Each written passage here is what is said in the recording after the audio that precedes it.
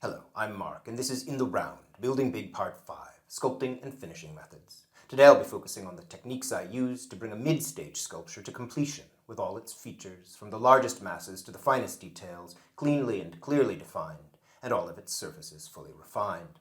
As with Part 4, I'll mostly be working on this smaller demo blob to more clearly illustrate these methods, but I'll again show some examples from the big darling sculpture. The sculpting and finishing methods I use include skim coating, carving, surface compression, abrasion, brushing, and sponging.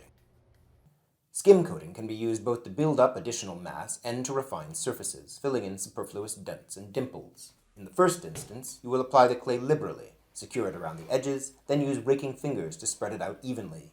Once it more or less conforms to the contour you want, you can move on to a serrated and/or smooth rib. Be careful not to trap air under the skim coat, or it may pop off in firing. Be sure that you work the skim coat in very thoroughly, all the way to its edges and well beyond. As with all joints in clay, there should be no residual indication of the joining.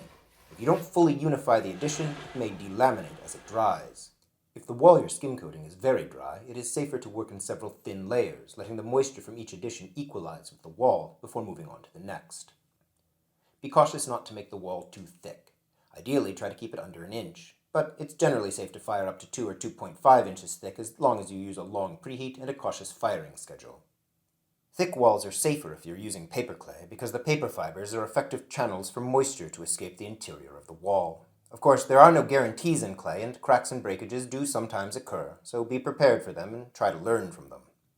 One interesting trick I've recently tested is to thoroughly perforate a wall before skim coating over it. This gives the moisture more avenues to escape towards the interior of the sculpture, and, I assume, makes the wall less prone to fractures in firing.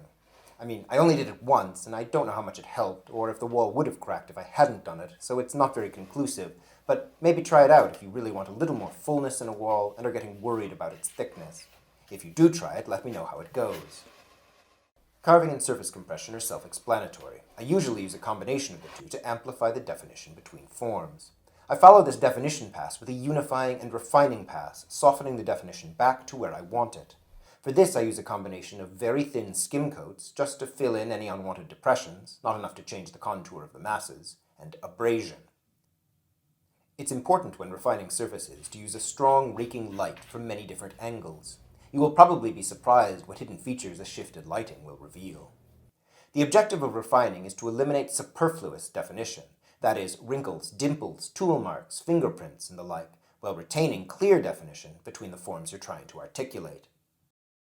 Of course, for some artists, surface marks are crucial, a kind of textural, tonal style, evidence of process, the imposition of the body on the material, etc., in which case you probably wouldn't do a refining pass. But this is harder to pull off successfully, because you still need that underlying definition for formal clarity, and it's harder to get that through a turbulent surface. So much so, in fact, that some sculptors refine back to establish clarity, then reapply those tool and finger marks.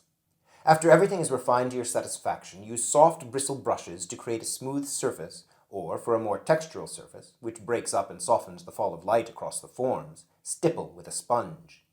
You can burnish the clay with a clean microfiber cloth when it's hard leather to bone dry. This will give it a nice shine. Note, however, that if you fire to higher temperatures, the shrinkage will create little wrinkles in the burnish, and the shine will be lost. So that's it, my process for building large-scale sculptures in clay. To reiterate, the steps are: make your clay. I like to use paper clay. Make your slabs. I like to use a slab roller. Construct, shape, sculpt. Construct, shape, sculpt, until you're done. Refine, finish, and fire.